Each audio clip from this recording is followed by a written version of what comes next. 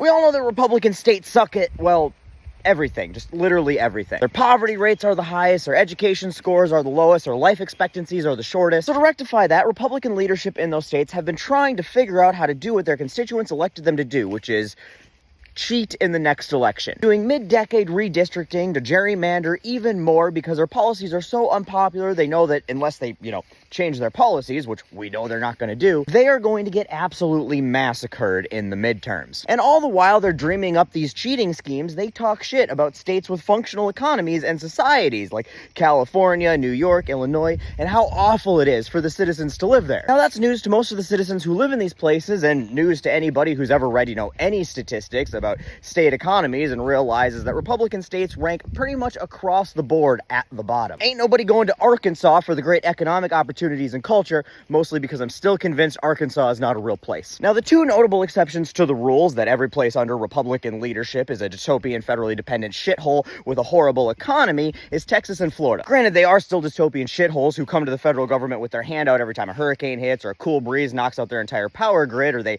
shut off the flood warning systems that they should have installed. But they both have very large economies. Florida is the 16th largest in the world and the 4th largest in the country. And Texas is the 9th largest in the world and the 2nd largest in the country. Now, granted, that is more to do with geographic luck than leadership. Both states serve as a warm and cozy waiting room for God. With lots of coastline and good warm weather, they serve as a popular destination for tourists. They both serve as excellent shipping ports, or at least they did until the president decided to ruin global economic trade with these stupid tariffs that make no sense. And Texas has a lot of oil. Pretty hard to fuck an economy up when you've got all those things going for you. But leave it to the tiny tyrant on tires and Ron DeFascist in his disco shoes to do just that. Because Texas and Florida rank first and second respectively for states whose citizens are experiencing the most financial distress in the country. How are you going to have some of the largest economies in the world and still bitches be broke down there? According to a new Wallet Hub study that measured financial distress across all 50 states by taking into account 9 key factors, such as bankruptcy filings, the number of counts in distress, people seeking out new debt, average credit scores, etc. And it turns out that people in Texas and Florida are in the most financial trouble in the country. In fact, the top 10 states with the people in the most financial distress are all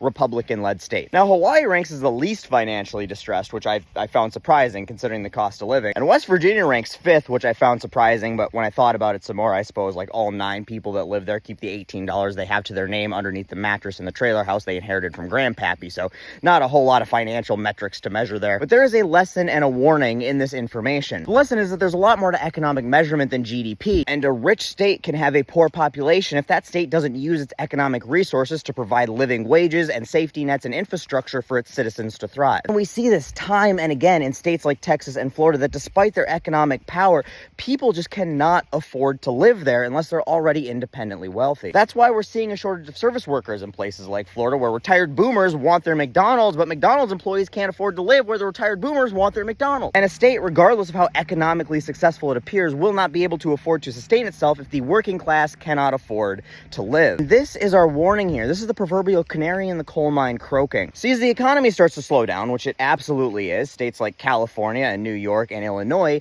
show the effects more slowly because the state has resources for its citizens to get by. And because more of those resources are available, that makes those economies more resilient to recessions because those people can continue to go about their daily lives, consuming and working without as much interruption. And then in super poor states like Mississippi, Alabama, Louisiana, etc., you don't see the effects of a recession as much because they're just basically always in a recession. But this type of financial distress for citizens coming out of major economic players like Florida and Texas is telling. These states, because they're heavily reliant on tourism and trade, which are some of the first things to slow down or stop during a recession, and because they don't provide the resources and infrastructure to help keep their citizens' heads above water when that economy starts to slow, those states get hit first and they get hit hardest. And the very first indicator of that is going to be people over-leveraging themselves to keep their heads above water and not being able to service those debts, and that is exactly what we're seeing now. Even if you haven't personally felt it yet, the recession is here, guys, and numbers like this are the proof. And all you really need to do is look around. We've all seen prices go through the roof, and travel is way down. International travel is going to come up $12.5 billion short this year